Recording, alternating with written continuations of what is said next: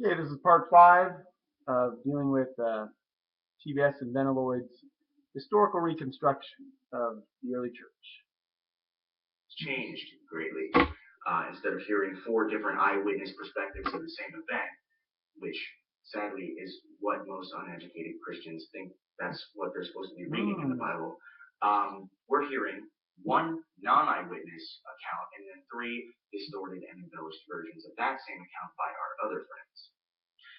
Let me just take a break here. I'm going to have to make another video just to go on. We're far from done. But at this point, do you think that still, yes, absolutely, hearing the evidence that you've heard so far, you believe Jesus did and said these things that we're hearing about? Yes, I do. I believe that we don't have one anonymous person that is telling us about what other people said. What we have is 27 documents that were in touch with eyewitnesses. Some were eyewitnesses. Paul had talked to many people. He talked to Peter. He talked to James. He talked to the apostles. He talked to dozens, maybe even hundreds of people, and he wrote in the 50s. We have Mark, who is drawing on traditions that go very early. We have Luke, who's using Mark. He's using Q, who goes to the 40s. Q is into the 40s. You don't mention that, by the way. Q, most scholars put in the 40s. 10 years, a little bit more than 10 years after the death of Jesus. Matthew 2 uses another form of Q, dating to the 40s. You can see Paul in his ethical statements saying things very similar to Q in the 50s. We have the book of Acts, and all these are drawing upon Mark, Q, and other traditions that go early. And they are in touch with eyewitnesses. Luke chapter 1 states that. John, the Gospel of John, was in touch with an eyewitness. He states that. Put that up there.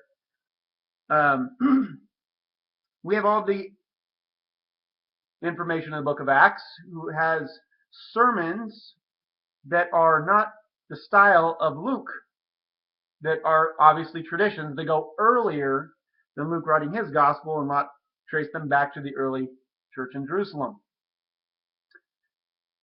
Then we have other writings, Hebrews through 1 John and 2 John and 3 John and Jude. All these contain other documents, other traditions in them that go very early. So it's not one friend that's anonymous.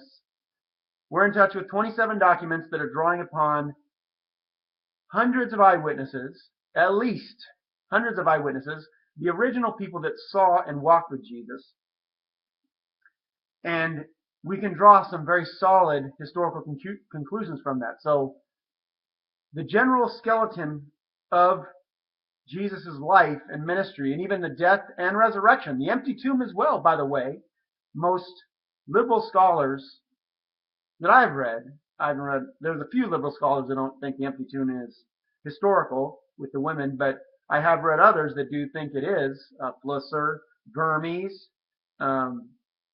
and a few other scholars. My memory's a little cobweb right now, but I can cite a lot of other liberal scholars. The problem that most scholars have with all of the ministry of Jesus is the supernatural claims. That's the big thing that people don't like, and they reject a lot of the claims in the Gospels because of that, and the supernatural aspects. Book of Revelation as well is in touch. Now, so what we have here are these documents, 27 documents, and then we've left out Clement, the Didache, and Ignatius, who are all in touch with early apostolic Christianity. All different parts of the empire, writing, drawing upon all the same traditions that come from hundreds of people. So the situation is a little different than your one anonymous person, isn't it? It is. So let's keep going here into a second video. I'll get back to you in part 2. Thank you so much for your patience. So, picking up right where we left off, let's add to our scenario a little bit further, because the goal here is we want to create a hypothetical situation that is the most like our current situation, and see if we can put ourselves in those shoes, and if we really would buy into Jesus saying and doing these things with the amount of evidence that we actually do have. Is it strong enough evidence? So let's move on. Now let's say that in addition to everything I talked about in the last video, the four guys telling us this story aren't our friends. In fact, we never even met them. In fact, it would be impossible for us to meet them because they died a couple thousand years ago. And the only reason you and I are on the receiving end of this information is because they wrote their stories down. Now, the Gospels of Matthew, Mark, Luke, and John weren't actually written by the names attributed to them. So we're going to have to throw that into our little scenario. Okay, that's pretty accurate. Some people make a strong case that Luke did write Luke and Acts. Mark is probably based off of the apostolic tradition from Peter. If you follow the book of Acts and Peter's sermons, especially in Acts chapter 10, when Peter preaches to Cornelius, and that's an early tradition, by the way. Mark follows the same outline, starting with John the Baptist and the baptism of John the Baptist.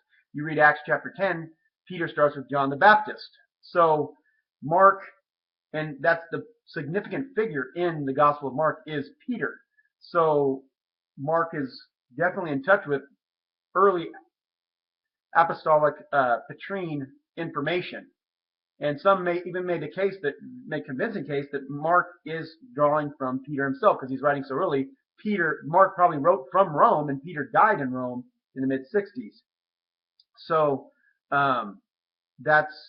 there's good cases for that. Now Luke even states that he is in touch with eyewitnesses in Luke chapter 1, verses 1 to 4.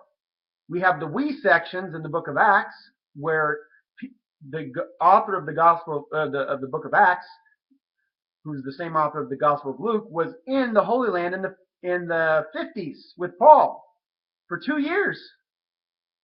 So